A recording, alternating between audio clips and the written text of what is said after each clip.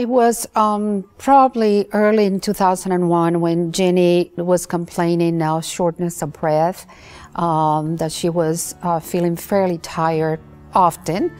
And obviously that was a clue to Jenny that there was something wrong because, like I mentioned to you before, she has been a dancer, a soccer player. She was always very active. So they did notice that her blood pressure was elevated, and they put her on medication to treat that. One Friday, she called me at work and told me she was not feeling very well. She was experiencing again some palpitations. On that particular day, she was having some pain in her jaw. She was also experiencing some pain around her shoulders and a little bit of discomfort in her arm. And it was early Friday, and I was at work, and I asked her if she felt that she needed to go to the emergency room or get an ambulance, and her dad and I would meet her there. I was at work, I got the call, and Reyna had told me that, Jenny was going to the hospital and so forth, and, we weren't sure what was going on. So, I left work wondering what the problem was. Jim and I, her dad and I, met her there. She was in the emergency room probably for a couple of hours. After we'd heard all the clinical comments made and what the perspective was, their perspectives, Jenny looked up to her mother and I from the bed and, with this pensive look, and basically said, "I know my body, something's not right." And like I said, that was Friday afternoon. After we left the hospital, I took Jenny home. That evening she was feeling okay, kind of tired. She stayed home. We got up the following morning.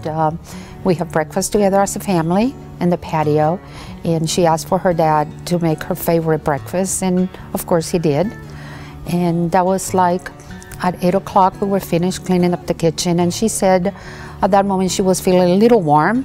She was perspiring quite a bit, so she needed to cool off, and the basement was a lot cooler during that period of time than the house was. And so, she went down there to cool off. All of a sudden, her puppy, who she had gotten from the shelter, started barking and just kind of not acting right. I do remember the dog barking, and as I recall, a few seconds, it was probably a minute or two after she went down. And so we followed the puppy to the basement, and we found out that Jenny was not breathing properly. At a certain moment we noticed she was not breathing at all, and we called 911, and they came, and by 8:30 that morning, Jenny has passed.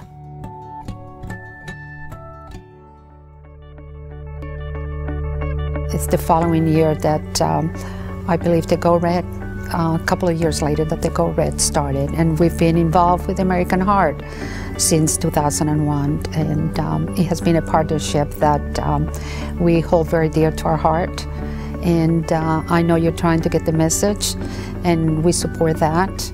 And at any time that we get the opportunity to address the women in our community or somewhere else, we take the opportunity to do that, and realize that if it happened to us, it happened to Jenny, who said, "I know my body and this is not right," that perhaps they stayed at the hospital, they asked for a second opinion that day or go somewhere else, but do not take, anxiety or "you're young, there's no way that this can happen to you" as the answer, but listen to your body.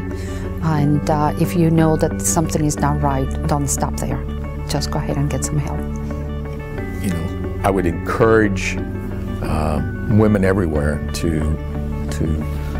do as Reyna has on the back of her car, with her license plate says "listen" on it. I would encourage every woman and man to listen to what their body's saying and take action. If you're feeling any of the symptoms, take action. Go to the emergency room and let somebody see you if you feel any of the symptoms. Just be aggressive. I would call it assertive in that area. Be assertive in your health care, and make sure you're getting the care that you need. And satisfy your questions that you have.